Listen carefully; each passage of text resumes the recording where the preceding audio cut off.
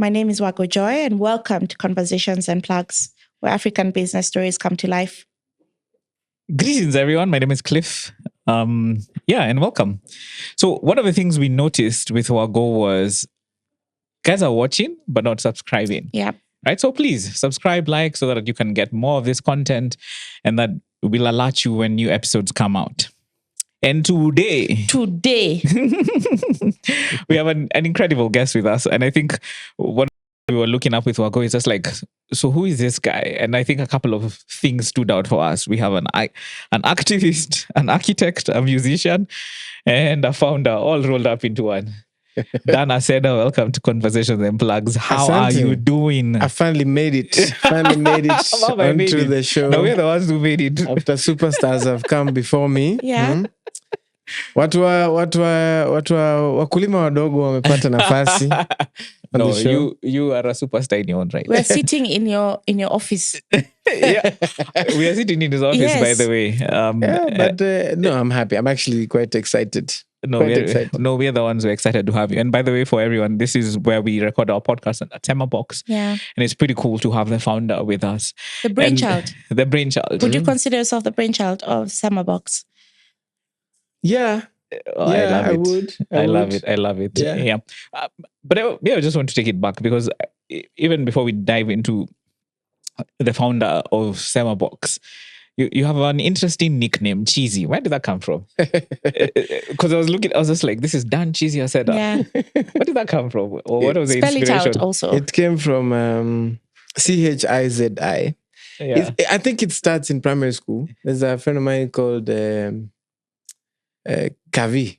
DJ Kavi, Mm-hmm. who are deskies, and he used to talk about mtu kuwa cheesy in terms of like just how we were interacting in class.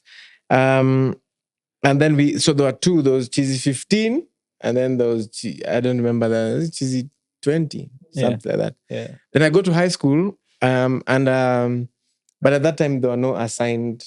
It was not assigned to either me or him. Okay. It was just something.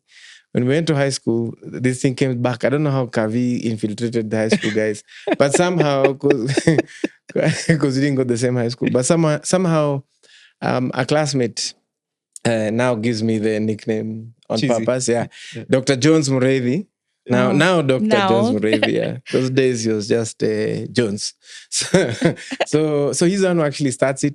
I don't know. It was one of those things, we were getting to know one another, because it was in first form. Yeah. And we were figuring out people's skill sets. And I think he was flattering my skill set at the time. Although he was not that fast. So but it kind of stuck for a large section of my life. Though I dropped it. Eventually nilichoka. It never made it to the artist. It did. No, it did. It made it for my first and second album. Okay. And then after that, I didn't. I just thought it was time. Let me just say that. I have a question for you, especially when it comes to the nickname Cheesy, because one of the things we look at in your life is there's this theme of your activism. Yeah, social justice. And somebody was shouting here how many times you've jumped onto a cop car. Not voluntarily. No. Not voluntarily. What's that about? And in terms of your passions and stuff like that, what is this activism side? And where does it come from? Yeah. Yeah, I think that really comes from my dad. My dad is a very big tenda wema, nenda zako kind of guy.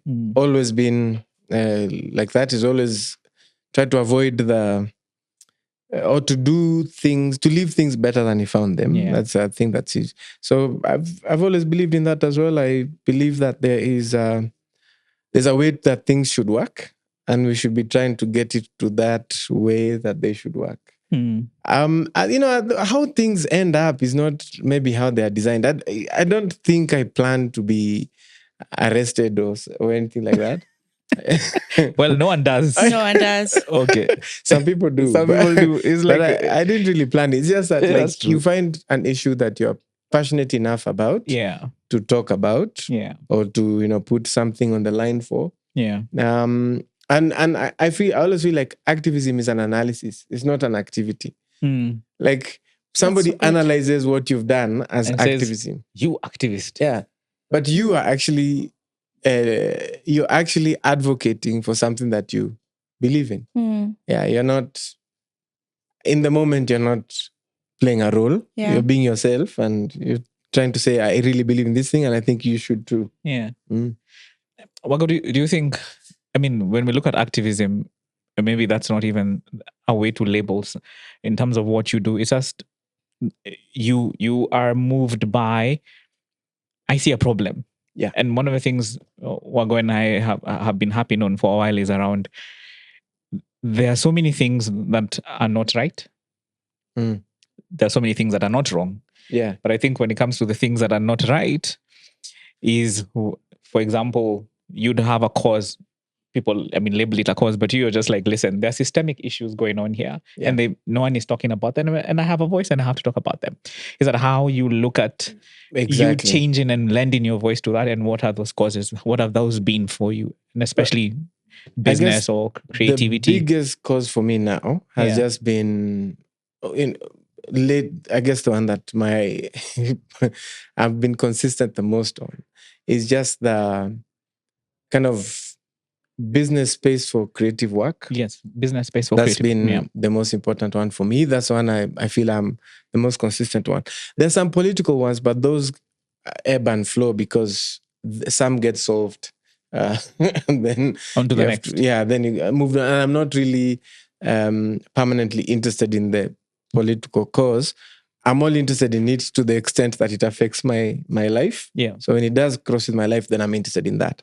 But the one for the creative industry and people working in the creative industry, that one I'm pretty moved about. I'm concerned, even now, that we don't have enough IP protection, just broadly in Kenya, but in Africa. IP protection? Yeah. Okay. There's not enough infrastructure. But by way of example, the IP protection we have in Kenya is for FMCG. So if EABL has a dispute about their trademark or Coca-Cola or someone like that or Unga Group, everything is going to be mobilized to solve that. But if a musician has a dispute with a company about his music, because the IP is the same. It's for EABL and for the musician, it's the same. They can't be the same. There's going to be less. It's the same. Because IP it's property. It's intellectual property. It's property. Yeah. Okay. So they're considered. So their IP rights will be enforced always stronger than a creative's IP rights. But IP rights are the same. Yeah. But what's driving that? Is it because they can afford better lawyers, or is it just a norm as what drives that? Why would that be different? No, you're right. I think they can afford more, they can throw more money at the problem. So yes. But the money gets you efficiency. But the attention from the system is what we are talking about. The system needs to give attention to IP causes, whether or not they're from a big company or they're from a small guy. And that's the way I see it. Okay, borrowing from some of my readings, sometimes if you look at like the US economy, one of the things that drives that economy, for example, is a number. One of the lagging indicators that they look at is number of patents. Yeah, exactly. Filed. Yeah. That's a fantastic indicator for innovation. We don't do that here because there's no innovation metric in Kenya. Not that I'm aware of. Wow. There isn't one. Yeah. Remember, we're still talking for the US, you're looking at licenses. Yeah. You're looking at licenses and patents. Yes. Yeah. In Kenya, we don't have that. There is no innovation metric. Guys, we are still talking about M-Pesa. M-Pesa is 1990s. Wow. Yeah. Okay. We still talk about it as innovative today. It's actually... It's been around for what? 18 years? 18 years. They were celebrating 18 years. 18 years. Yeah. But they were beta testing before. So, kuna katime hapo kidogo. So... For example, this podcast, some of the things we did was we went and filed trademark. Yeah. Takes forever, right? I wouldn't say forever. I did it myself, actually. It was the weirdest thing because... Cliff is our in-house lawyer, by the way. Fine, I have some legal background. But I just wrote to Kenya Industrial Properties Institute, and I went there, and fine, there were some weird things, and then I used AI to just figure out the whole process and stuff like that, and I failed that trademark. It took a while. It took like almost 3 months, and that was me repeatedly. I'm just like sending emails, but the beauty is they were replying, and I would call. And then they guided me through filing. I'm not even sure that I filed the correct trademarks, but it sounded like they did based on what I wrote. Yes. But I filed trademarks for like conversations and plugs and stuff like that. So that was pretty cool in terms of just filing the trademark. But when I saw the IP, whether there's a journal that comes out, I think every quarter, I went through it and I was just like, wait a minute. For me, even one of the things I'm going to be doing is going through the IP journals to just see what guys who have filed stuff in there, which is incredible. And even the most ordinary of things. Yeah. So but it's interesting how you talk about IP and stuff. That's crazy. But however, your challenge is more of the system doesn't recognize creative arts and the innovation within creative arts. Even without. So there isn't a policy position on innovation as they see what Cliff is saying. This is a metric we use to judge how we are doing in innovation. Yeah. There's no such rubric in Kenya, at least not by the government of Kenya. They don't have that. Because if they did, you would see a lot more attention around innovative ideas that are there. So even then, we're not building the frameworks to actually track some of these things and reward them. Yeah. Because exactly, it's a badge of honor in the US or some markets to file patents, to file trademarks, here to file not so much. And incentives as well in terms of how much are you innovating. No, here there isn't, and government definitely is nowhere on the map. The market is. So the market actually does know that this thing that I'm doing is special, and everybody around you kind of knows.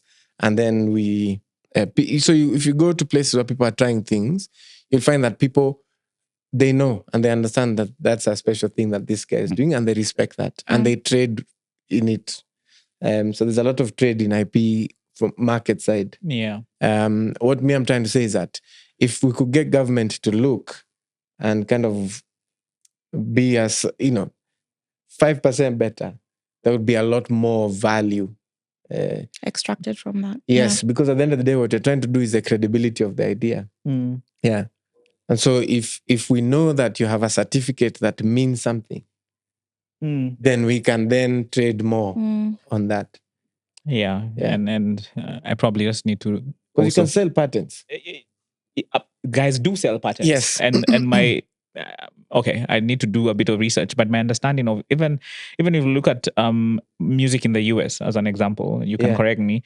Patents, for example, or even drugs, some last up to 50 years. Yeah. Right? And after 50 years, your formula is released, I think. Yeah. And then that's why you have the original drug versus the generics, which are basically... It is the original formula, but now just because they're called different, they're called generic as an example. So and people, now you begin to earn from the patent. Exactly. I think the patent is usually 50 years after your death. 50 years after your death. After your death. So during your lifetime, you own your thing. And then 50 years after you die, it becomes public property. But people go around that by investing it in a company, which, as you know, never dies. Yeah. You know, I'm thinking about what I'm clear about in life is nothing is wasted. And I feel that there are still threads that resonate in what you're doing in your activism that you're applying to your business today. Are you able to talk more about the themes that you're seeing in terms of even in your activism, that's still happening within your business format or your values? Yeah. Because if you're doing stuff that you believe in, it comes down to the kind of general principles. Yeah. And one of the biggest principles for me personally is I have a very, very strong belief in the commercial viability, technical quality, and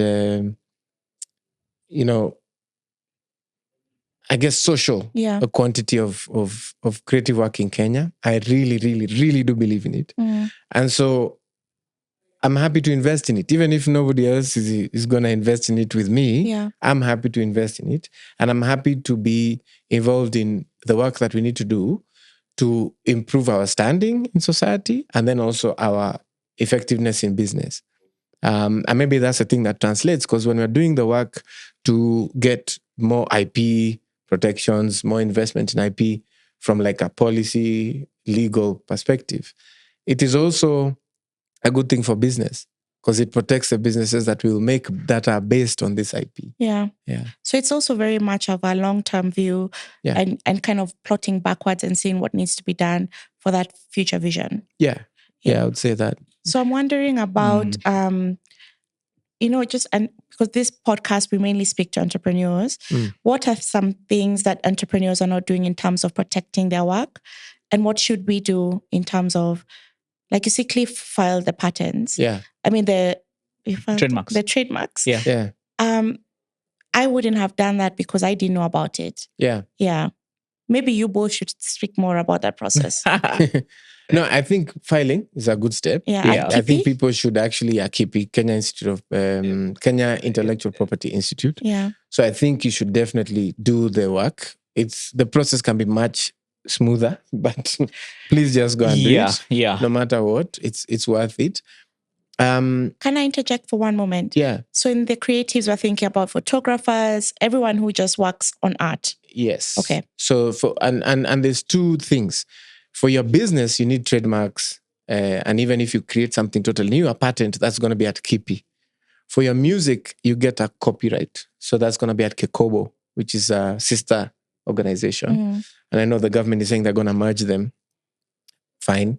I'm supposed to do a Kenya Intellectual Property Authority, something like that. Which I think is a good idea because I think things that are similar should be together. Yeah. I do think that just the awareness, greater awareness and greater execution on these ideas you come up with is the real protection of the work that you do. If you build like Conversation and Plugs this logo, the work that you do to distribute that logo and associate it with yourself is kind of the best protection, even better than the certificate they give you. And I think one thing you see different in the West to here is in the West, they already kind of have that built in because that's been happening since the 1920s. Correct. So there is a lot of, by the time they are going to trademark the logo, they've been pushing it so hard already. You already know it's them and it's their logo. So then the paper is like part of the process. Over here, sometimes I feel we wait for the logo to get the paper, then we get the papers. We start the distribution, and I think you should just push forward. And you know, the funny thing is, this thing for registering these things, mine was from horror stories, where you start pushing something, a guy has gone bought your domains, so the guy is just chilling. Because it's just like, are these domains? So you have guys who are just, I don't know, domain hunting. In terms of, these guys will require this domain. Yes. You have guys just doing weird, shady stuff in terms of, you find your brand, somebody has opened X, and you have no claim of it because you've never filed it anywhere. No one even knows. So mine was from that place of, okay, we're putting out a brand. And I know how guys are. A guy will go open a page and you have no claim over it. You have no evidence to show that this is actually registered under your name or whatever. And that was predominantly the motivation. Yeah, and I think it's a good motivation. I just want to say that when you think about how startups, business is working now in the world, you're winning on execution, not winning on your idea. So when you trademark the thing and you cross all the T's. If you don't execute, another guy is executing. It's profit first. Yeah. There's a really interesting story by the Airbnb guys. I forget the guy's name. Where there's a Ukrainian or there's a German company that just always clones people's sites. I have seen that thing, Yeah. And the guy's like, well, they cloned our site and then they told us either we buy the sites they've cloned or we lose the market share in Europe. And the guy was like, if you can execute better than us, then Sisi had to do a job. We end our execute. But those guys were actually featured somewhere where they've done that for a lot of businesses. So many guys. Their job is just like, you go, look, okay, what businesses have been done? Can I clone it? I register it, I do everything, clone the website and begin the business model. And they sell it. So when you come into the market, so again, it's also ring fencing some of those things. And I've seen some guys who try and do such things in markets. Yeah. And at the end of the day, I think every idea, I have a very low, that's not the right way to say it. I don't put a lot of investment in the idea. Yeah, I'm always more interested in seeing the execution. Yeah, because I think if you've thought about this, I think another guy has thought about it. Yeah, and I think the game is gonna be who moves faster. Yeah, I mean, I've always had the saying of there's no new idea out here in this world, and a lot of them are just evolutions. Whether it was M-Pesa, it was an evolution of payment. Somebody saw a problem, you got a different use case, and we can go on and on and on and on. Exactly. No, I remember when we were recording like season 1, and we kind of just were kind of afraid to launch, and you were just like, launch that thing now. Jump off the cliff. Just jump take off action. the cliff. Just do it. Launch this thing. So thank you, because you're the one you and Doris really pushed us. And I'm grateful because 1 year later, I can see why implementation is never the idea. Yeah. Because the number of times we have pivoted is so much just because we chose to be in the arena. Yeah. Yeah. Just to segue into something else where one of the things we do on the podcast is we try to figure out like different themes and stuff like that. I have a question for you, especially when you went to school, especially uni. What you studied? Yeah. Architecture. What was that about? Architecture. Yeah. You're an architect. Did you finish? Design. I finished. Did you get certified? Design. I finished, yeah. I am. I was actually very good even as an architect. I finished. I didn't do the board exam because I had. I'm sorry, but I had a very low opinion on the board at the time. You apologizing to them or us? Or I'm not sure. I think they left. The guys left. So I have a better opinion of the guys now. I still low opinion of the entire system in general. But yeah. I was always interested in architecture and urban design because connect the previous conversation, very much a doer. I want to do it. And that was like one of the best places for me to practice that motivation. So, and there's a lot of stuff that's in architecture, the rigor, the practice, the commitment to concept development that I have in my life still today. And I see it, and I also have it in music. And that's to a ghost thing where she was just like, listen, nothing ever gets wasted. Yeah. Right? And I mean, looking at you in terms of you and your architect's mindset, in terms of what are those things that were transferable? I know you've talked about how that comes into play. Yeah. So it's permeated throughout your music, throughout your discipline as well. Iteration. Remember, if I told you what are the things that I think came from architecture, one is iteration. Yeah. Because the process of making a building starts on a pencil, right? So that's the first version. And then you make your first model. Then you analyze that, and then you make your second model, and then you make your third model, and then eventually you have a model that fits the business case and fits the user needs, and then you build that. So that's the second is, and I think is more important than the first, is analysis. What they really teach you in architecture is to see. That's what they teach you. They teach you to look and to see. See what? Things. Okay. So they spend a lot of time in architecture. The most important process is site analysis. Okay. Most important process. You go and see where you're going to be working. And you start to understand what's my context. So then what are my constraints? And what's the opportunity? And there's a lot of time spent in getting students. We used to spend a lot of just walking around bushes and locations. Because what the guys were trying to teach us was you need to see. You need to teach yourself to look and then teach yourself to see. Because your work as an architect is to solve a problem for your client and to solve it sustainably, because we are going to use concrete. So if you solve this problem, this thing's going to be there for a while. Yeah. So if you solve the problem, it's got to be solved in such a way that it's sustainably solved for a duration. In fact, they say doctors bury their mistakes, lawyers hide their mistakes in jail.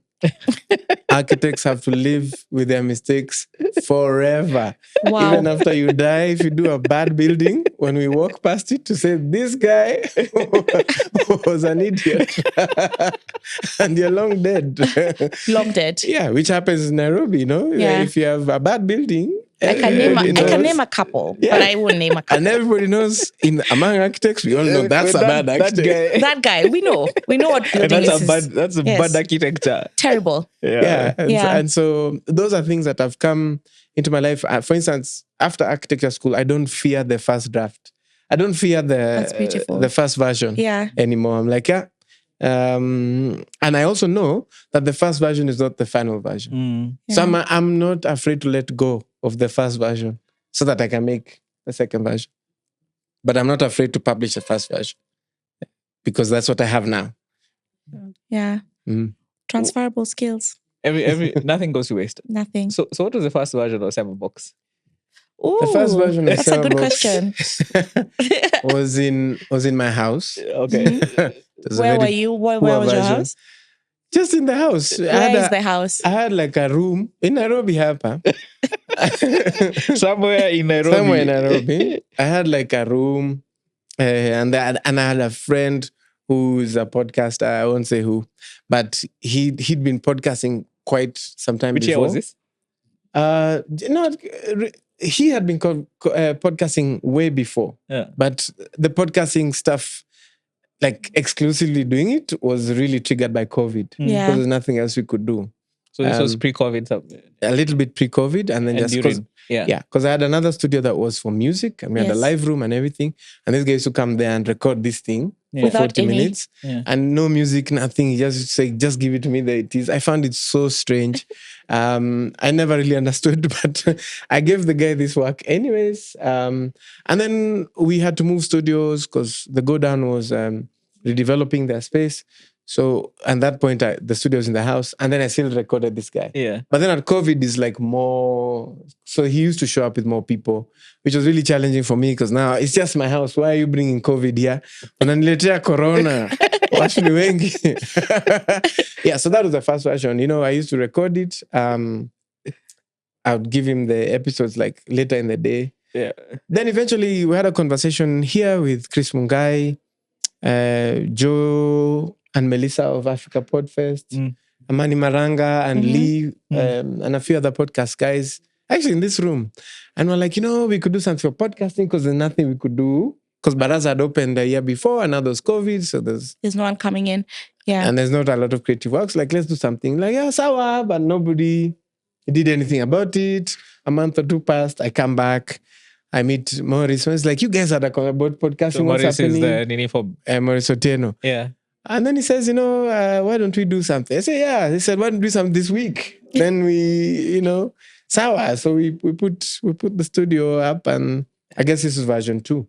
Yeah. And then we started. So the basic model is we record from 9 to 3. Then we rush home because of curfew. Then I edit everything at night. And then tomorrow... We bring it. Yeah. We repeat. Mm-hmm. It was a pop-up studio in that suitcase that's over there. That suitcase used to carry the gear. Oh, that's a small suitcase. That suitcase, the green one. You when we met you told us an interesting story from your eyes. Yeah. In terms of, first of all, you're a producer as well, as a music songwriter. Yeah. You couldn't wrap your head around some guy coming to your studio to just record audio and you give it to him. Yeah, just speech. I could not understand. And then he had fans. Yeah, he used to tell me, I've listened, people have comments. I was thinking, this guy... Are the people in the room is with on you? the high grade. Huyu jamaa is on the foreigns. On the foreign. Huyu jamaa. Yuko serious. I really did not understand the concept because I'm coming from music. You have the melody line, you have the harmonies, right? Then you have the instrumentation. So I was like, what's this guy doing? And he actually just used to sit in a chair and talk. So that was your first interaction with podcasts? Yeah, that's the first time. And at that time, I don't think even I understood it as podcasts. I don't think I understood it. It's like it's audio. I was like, this guy is doing some audio thing. I think... And fast forward 4 years later. Yeah, then like we are now really making podcasts. And now he's on a podcast. Now he's on several that he's been on. It was Sasa Tuna Ziunda. It was a really big shift. And I guess coming from music, it needed to be a big shift because music is such an intensive production process. Yeah. Well, podcasting is not so much. And that's the magic of podcasting. Yeah. again, when we were doing this, we noticed you ride in just waves. Yeah, fast Like mover transitioning, advantage. like of course, you've kept a few identities like activism, but music to podcasting and entrepreneurship. Like, what is it? How has the transition been from a business perspective in the business of music to the business of podcasting? Is there a bridge? Like, what's that in your eyes? What's that been? Yeah, it's a good question. I think the first thing is what I was just talking about is that the production effort on music is much higher. Yeah. And so the production of music is a lot more expensive than the production of podcasts. Yeah. That doesn't mean that production of podcasts is easier. No, it's that the production of podcasts requires different things than what the production of music requires. Also, the agility of podcasting is greater because a podcast can happen with one guy or two guys. Yeah. While in music, you very often need more than that. To get you going. From a business perspective, podcasting has more of an upside, in my opinion. There's more of an upside because the industry is forming now. And so we are creating the rules. Music is inheriting a lot of bad behavior. And like long installed, really... zimekita mizizi, bad things. Yeah, the roots are for so many years. Yeah. That The roots are deep. people are trying to unlearn, but are Culture, still, practices, industry nuances, norms. Yes. Yeah. So I would say that's kind of like the thing. The good thing of having an installed system is that there's also a benefit. You can move faster in music. Like there's a path to scale. If you start music today, you talk to an A&R guy, he knows how to get you there. What's A&R?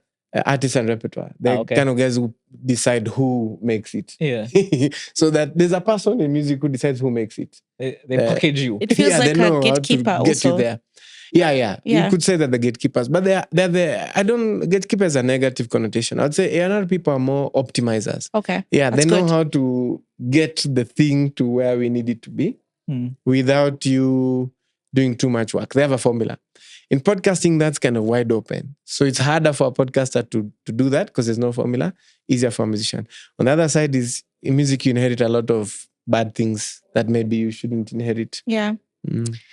Let's speak about the industry now. You have a thriving podcast studio. Yeah. And I think you have bookings maybe all 7 hours a day or 9 hours a day. No, not all the hours, but most of, like a big percentage. Yeah. And so what do you think the future of podcasting looks like? What does this industry look like? Because there are several industries, across different pockets of industry around the world. But I want to double click on Africa's future of podcasting. We spoke a bit about it when we met. Yeah. I think it will work differently in Africa than it will work anywhere else in the world. First of all, because Africa has a much different orientation to audio and a much different orientation to stories and storytelling. Wait, let's unpack that. Yeah. What do you mean? Audio and storytelling. Okay. Orientation. Okay.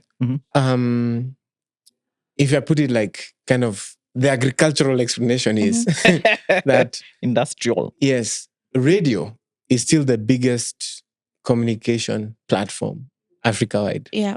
And so the places that radio is are immediately like potential markets for podcasting. And radio has not yet been removed from the market. It's still the primary mode of communication across the continent. So if you find a way to put podcasting in the distribution system of radio, you're going to be like... You made it. Unbelievably rich. If you think of all other markets, radio is no longer what it used to be. Yes. I think about that in terms of audio. The audio medium, very much like books, leave the imagination to you. Yes. So we provide we put you on the path, but you add the pictures in your mind and you imagine what's being said on the other side and you make the characters, which is a very powerful means of interacting with somebody because the imagination is theirs. And there'll be as different pictures as there are people. Yes. America, Europe don't have this anymore. It's lost. You have to put the imagination on the screen. because they are no longer in radio, they're no longer imagining, they are just consuming. Feed me, yeah. Yeah. And so then that consumption of material in that way means that they are ready to pay, ready to consume things now. So what they need is different. While the African population is probably going to need also different things, but they are more willing to bring more things to the story than the Western populations are. Yeah, but I'm also liking what podcasts are unlocking, or this new form of media is actually unlocking. But you're right. Probably now it's an urban phenomena. Yeah. Especially, I mean, Kenya has over 300 radio stations. Yeah. Have hundreds of TV stations. I mean, we have the major ones, but so many coming out vernacular, very homogeneous ones. But I'm loving what these new forms are unlocking. And when you talk about storytelling, that's a big thing. There's a way we tell our stories, and it's unlocking very new, different dimensions in terms of preserving our. Some of the stuff I was looking at, especially when we had Zayn over, how she's curating African stories told and stories told from our eyes, which is a big thing. Yeah. What are the trends that you're seeing around podcasting? I mean, given that one of the things you're telling us is you have done thousands of podcasts. The trends are, I guess maybe I'd say what's shaping them? What are the trends? What does it take to be successful in podcasting? Because I found that very interesting as well, given that we are trying as well. Yeah. What do you see? So I would say, first of all, we don't have, I don't think anybody has a formula, but I do think that just on the strength of us as Semabox making so many shows across the markets that we're working in, all the way to South Africa, Ghana, Zambia, there are things we are seeing that work. One is authenticity. It's definitely important that you're telling the story from an authentic storyteller perspective. So there's no Spielberg for your story. You are your own director, right? And you're your own protagonist. Authenticity. It has to be your story. And the second thing that I think is really, really important, and Chris Mungai is one who coined this phrase, is that you have to tell the story that only you can tell, which kind of speaks to like ownership, identity. Yeah. This is my story, tell the story only you can tell. Tell the story that only you can tell. Yeah. It's a Chris Mungai who's Chris Mungai? Phrase, the curator of Baraza. Okay. So she's been talking about that idea, and I think it's a very powerful idea that drives podcasting. We are not interested in you telling us about that guy. Yeah, we want to hear about you. If we're coming to you, we want to hear about you. And that's an important thing that's driving podcasting globally, in my opinion. And beyond that, is just the podcasting new media is bringing long form media to the mainstream. If you think of all the other media, we're always seeing people in short spurts because we have to interrupt for advertising. We have to interrupt for something else. TV is the worst, right? You do links. Radio also links. But podcasting is like, we're going to talk to this guy for 45 minutes. It's going to be uninterrupted. Yeah. We can dive in. Yeah. We can zoom out. We can, and my train of thought is not being interrupted by, we have this new offer for this type of soap. I can stay on the topic and go. The one caveat is that the biggest podcast distribution platform in the world at the moment, in my opinion, is YouTube. Yes. And YouTube is really disturbing us with all this nonsense they're throwing in. And so maybe there'll be a better platform coming in. But I think if you're authentic, if you're telling a story that's yours, and if you're able to give this really uninterrupted train of thought, then you're on your way to success. Yeah. Okay, cool. And another thing is, I remember, even as we're looking at podcasts and how you've been transitioning to and fro, the business of music. I remember there's some stuff you were talking to us about, whether it was the creativity, the business, in terms of the path to that. Who is Dan Aceda in terms of when it comes to did you give up that whole music thing element of yours? Is it still there? What are you seeing? What are you thinking? Did you run away from it? Are you still producing? I'm still producing. I didn't run away. I just think that as a live musician, COVID was a very understated nuclear bomb that hits there. Because people are like, oh, we have to stay home, right? Yeah. Like, it was like casually, or if you stay home, the problem is solved. For live musicians, That's a problem. it was death. And that was you. Like we were totally finished. Yeah, and my work has primarily been in the live scene. Yeah. And so we had to totally rethink what our existence as musicians was going to be. Yeah. 100%. Because now guys could not meet anywhere. They couldn't, we couldn't go to where they were. Like there was no solution. But mainly a lot had moved online.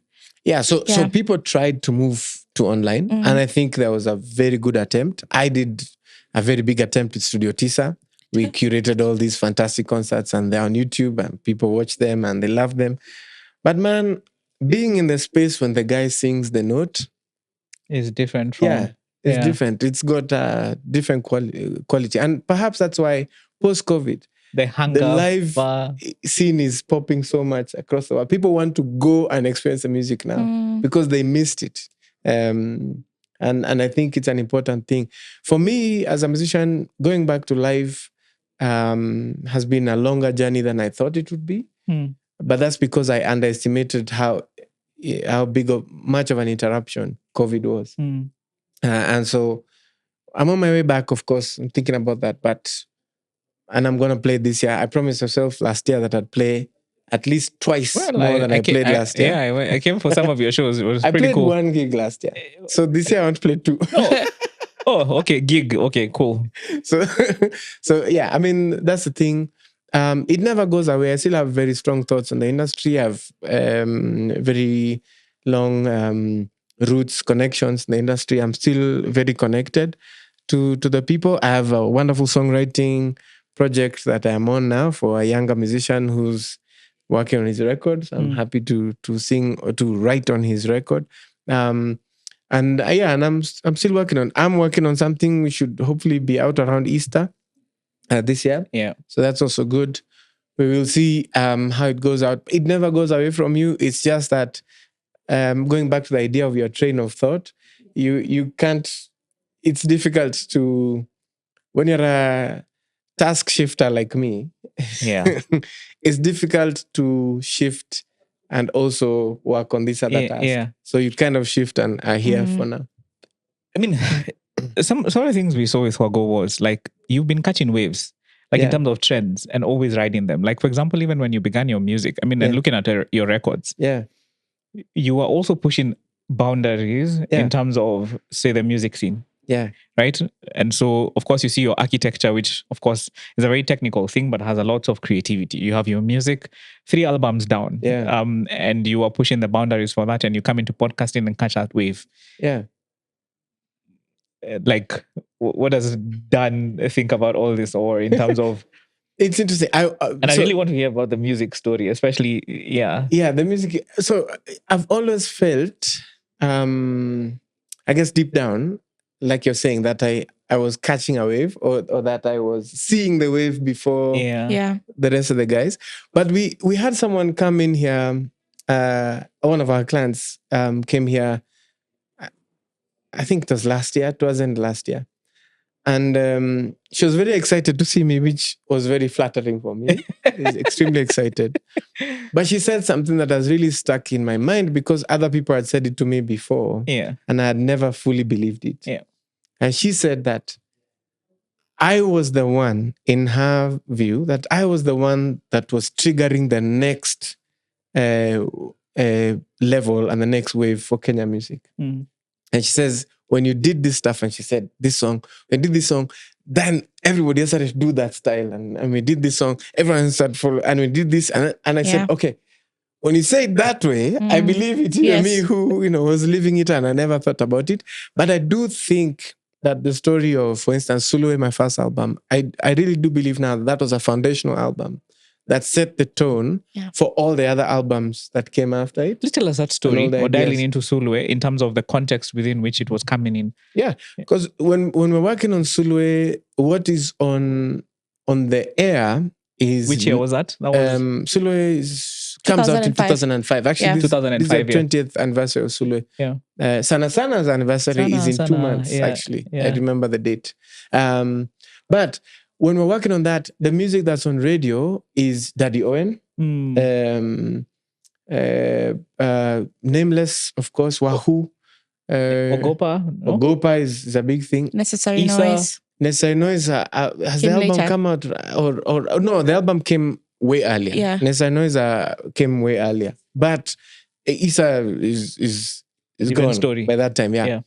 But that's the music on radio. On the other side, it's what the music was. They used to call it world music, and I really dislike the phrase, and I'm so sorry, but I really dislike the phrase Afrofusion. I really hated the phrase because I thought this phrase means absolutely nothing. It was like, what does it mean? Afrofusion. A fusion of African beats. So what's African? And then now what's the fusion? So like, because that's a very good question. I was like, African? This is just so bad. I couldn't. Yeah. I never lived that phrase very well, and I struggled. And I respect the artists that were there, but they were making music that was built for, was very much based on the Mzungu's experience of our music. So what the Mzungu wanted to experience is what was the underlying rubric of that songwriting, because when you listen to it as a warm-blooded Nairobi person, it didn't hit you. It didn't hit you. But when you listen to it as maybe as a guy who's in Mombasa or whatever, you come on holiday, then it hits you. Because it has the acrobats and that ethnic the traditional stuff, dancers, So I was really concerned about that, and writing the album, I was really committed to the idea that we needed to write music that was going to be relatable to a person living in Nairobi right now who has the roots, right, of the ethnic stuff, has the roots of that, but also has the aspirational stuff of I want to live in a global community, and the global community is acting in a specific way. Yes. And so I began this idea of, okay, if my base is Benga, and that's what I have come from, you know, Dio Misiani, my dad played all those records, so that's what I know. But I also know R&B, and I also know jazz, and I also know, so these things must come into this music. Yeah. But it cannot be fully African because Benga is not fully African. So it's not Afrofusion. It's going to be, at most, Dan Aceda fusion of Benganology. Right. So then, even when I was going, so because I was being produced by Kanji, who just come from America, I feel like in Kijiji, they let me try, but they also didn't let me try because they're really holding me back. They're like, we want him to do this thing, but we also want it to be commercially viable. So they put me in the constraints. And we made a wonderful album in Sulwe that helped us. But I really started to explore that stuff in Benganology because then I had clarity. And I knew Benganology, biology, study of Benga. That's what I was trying to do. Good. And so I wanted to add it. I wanted to add those things that I had learned into the Benga sound. And actually, here's another story that I'll share very quickly. They were writing a book called Benga, writing the story of Benga. The book was called The Story of Benga. Who is they? Ketable Music and Tabo Susa, who's a wonderful music historian. And he was writing that book and he said Story of Benga. And at that time, Tabo was very much a purist. The Benga music was always the Benga music, not allowed to change. So we used to have all these conversations around the sound and what's changing. And he was like, no, but the sound needs to be X. And I kept advocating that the sound must evolve. The sound must change. And even these new things are still Benga, even though they are changing. And we began to argue. And one day, we used to argue every day because our studios were next door. So we used to go for lunch and this was the topic. Yeah. So we were talking every day. And he's a wonderful guy. And I made the proposal to him that, listen, you cannot write about Benga. You've got to write about types of Benga, not Benga. And what is Benga? Good. So then they wrote the book, Shades of Benga, which now allowed and opened the door for, okay, so this is Dio Misiani, but This is Nonini. It's a spectrum. Yes, there's more nuance. And Nonini is playing the things in the same register. It's in the same chord progressions. It's same melodies are the same. It's a type. So accept it and let's move. Benga music, I would say, fundamentally, is three things. It's always melody, a sweet melody. They pitch it around guitars and stringed instruments in general. And it's heavily on storytelling. I would say broadly that's what it is. There are more technical definitions, but I would say that's what it is. So Dan is all these things. Yeah. Now Dan the founder, the businessman. What's that looking like? Mistakes kila siku. 6 years. Is it 6 I years want to later? hear about the mistakes. 6 years. How many years has it been now in We're going Semabox? to be 4. Has this been your most successful venture so far? Yes. From a monetary perspective, but probably... not from a monetary or what's your perspective. currency? Like in terms of how do you look at it? Is it that you've pushed the boundaries of creativity? Is it that from a monetary perspective, yes, it's brought something? Yeah. No. I think from a monetary perspective, my music is the most successful venture. Yeah. I think I would be interested in... Semabox would be... I guess because I was always interested in the infrastructure and building infrastructure, architecture. Yeah. So here we've finally built infrastructure for creation, creativity. Which was really important for me. Which is your activist bit, which is you've got to push this industry forward. Yeah. So we need somebody else to invest in it for the long fall. So for the long haul. So I'd say that's the thing. There's so many mistakes, guys. We, at some point, we thought that we could record label the podcasting industry. We could kind of, invest in all these shows and that they could then go and make money and we could have a share in that money, which was a very record label approach to the shows. And we realized that was not a thing. Not because we didn't succeed in the making, but it's that the creators are not ready for that type of engagement. And that was a big mistake. I think we spent a lot of money doing that. I would also say that we spent... One of the other things that I'd say is a mistake on us was thinking or spending a lot of brain power thinking that what we were doing was unique and special.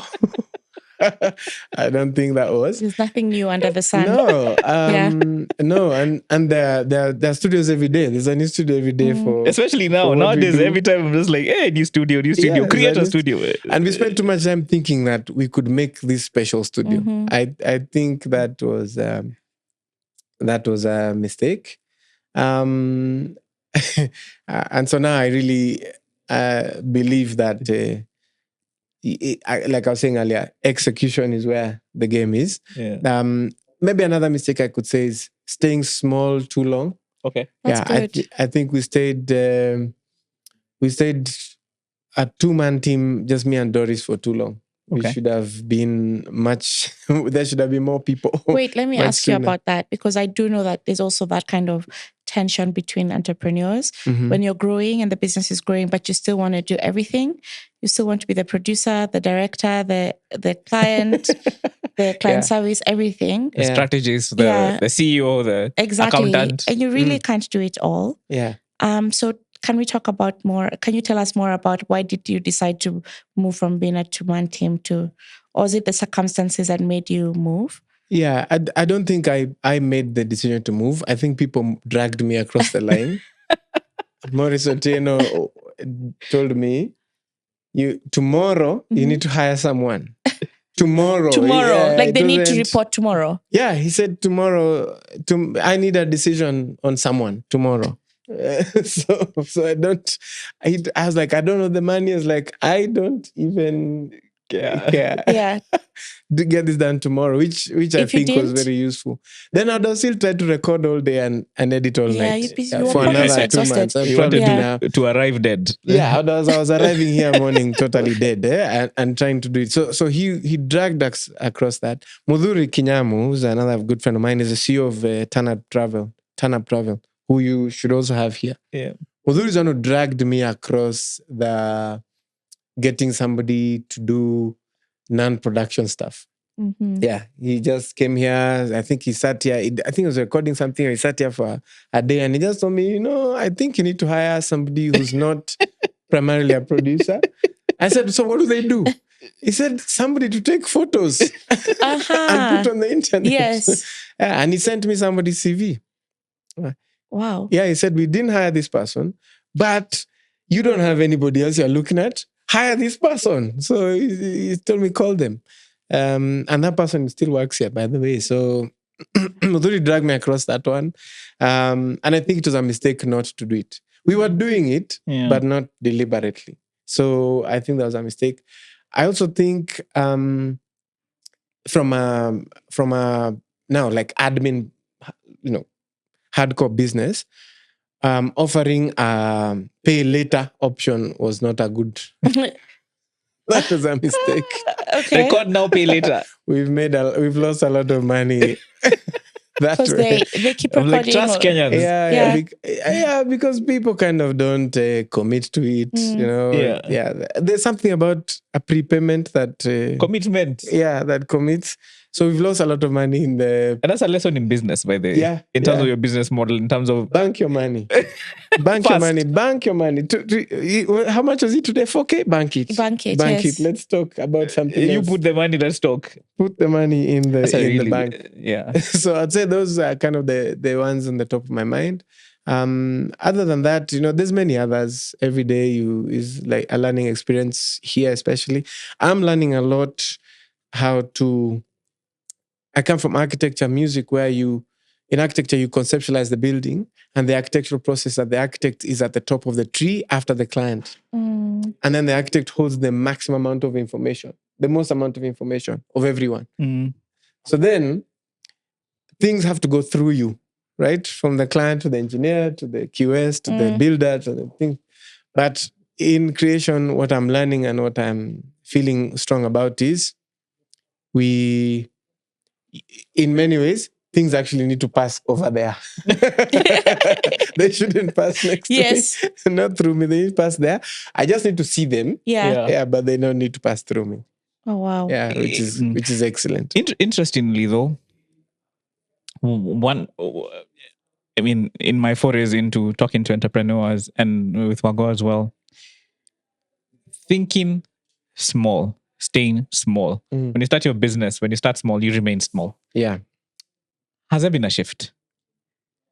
Because I think, again, when we were addressing this thing, when we began this podcast, the issue was always, and Kevin as well, when you listen to Peter Ndoati, Kevin, most of our guests as well, that mindset for I'm starting a small business affects how you scale up eventually, and it can keep you there for a long time. Yeah. Has that shifted for you? And what lessons have you drawn from that?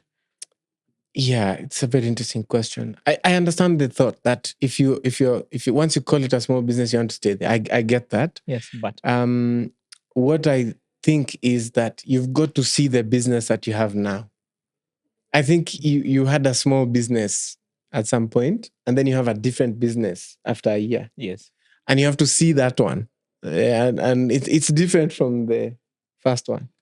And I guess the guys who do a startup ecosystem guys, they are forced into it because you have to pitch every day. And so you ask all these questions every day. Mumefika wapi? Mumeuza nini? So you will always seeing your business. You're always analyzing your business. Which I think for the rest of us who are not doing that fundraising, you're not analyzing enough. But again, what I would say is the business changes and the path to scale changes, and you need to be with it. Sometimes the business is ahead of you. You miss it. Yeah, I that's happened to me multiple times. Like I've told you guys before, that the business was ahead of me and somebody else saw that and dragged me across the line. And that's why I think that it's really nice for people to have a co-founder or a partner. Yes. Or a board. They are the ones who kind of, when you're low, they pick it up. They pick you up. And then when you're not seeing something, they see there's something. Iron and then sharpens iron. Yeah. And so me, I didn't have a co-founder. I guess Chris and Maurice have become kind of the co-founders. Yeah. But to see that was important. The first time, I think it was Chris who put us on a project. that we didn't do very well on, by the way. But she was like, I think you can do this, which is another person from externally saying, you're ready for this thing. Why are you hesitating? But she put us on a project. Yeah, we let her down, but Chris, tunakupenda bado, tutasawazisha in the future. But you at least you learned. Making us see that. And I think that's important. So I would say to the question is, the small mindset is, hopefully people can see the business they actually have. Yeah. Not the one it's probably that's in their head. Yeah. And that's negatively and also positively. Yeah. You know, I think about your architecture journey and how that's still played a part in your life. I feel like architects begin with the end in mind and then kind of start working it back. Yeah. I feel like for you, you're in service to a certain vision. And so what does that future look like for you? Because, architecture. Yeah, not architecture, just beginning your business, what does the end look like for you? Because I feel like architects are primed for beginning with the end in mind. Yeah. And so it's a really big assumption, but I assume that there are parts of you that want a future. And what does that future look like? No, I think I wanted kidogo to tetea architects, but then I was like, they frustrated me. I think that for me, the future is that what we are doing now, what we are testing in digital media and digital content in general, is at some point has to then start challenging mainstream media or feeding mainstream media. So at some point we are beginning to challenge it or to feed it. So the path is that way. I've seen there's some evidence of this in America, especially. I think in Australia also kidogo, where you're seeing a lot more independent platforms being the actual story source and not the mainstream. Right. With Joe Rogan and the president showed Trump stories. Yeah.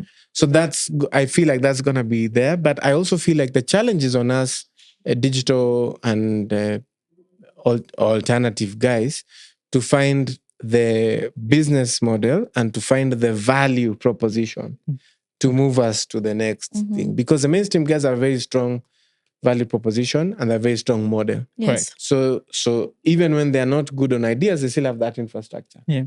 So for us, we've got to build that stuff. And that's a major, that's the future. The future is whoever finds a way to feed mainstream or to kill them. What's your preference? My preference is to feed them. I think there are things they have that we don't have. Yeah. Yeah. And they've already established the infrastructure. The infrastructure will probably change, in my opinion. Okay. Yeah. I think it will probably change. Dan, it's been an absolute pleasure. Thank you. This has been cool. And I think we've learned a lot. And we must have you back again, because I just felt like we're just warming up, because now we're just getting into it. Yeah. And this is amazing, and lots of lessons.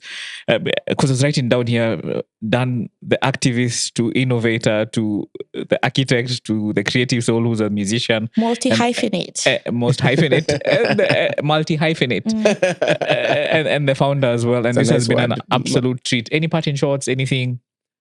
No. This has been cool. Thanks for having me as well on the show. I guess just keep doing it. And thanks for supporting us. And I think for the encouragement that you give us. Yeah. For just like, guys, put it out there. Let's see what happens. And the truth is, you can't improve on something you've not done. Yeah.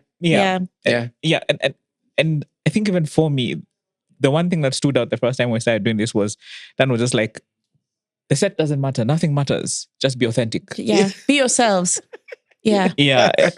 And I think for me, I'll take this thing in when tell a story only you can tell. Yeah. That's pretty cool. So So guys, please, as usual, like, subscribe. So that you can get a notification. And we can keep growing this podcast and keep bringing you guys content. Dan, what are your social media handles? At Dan Aceda. Everywhere. Okay.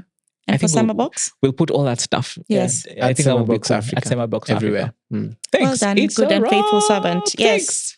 Santi, thanks so much, guys.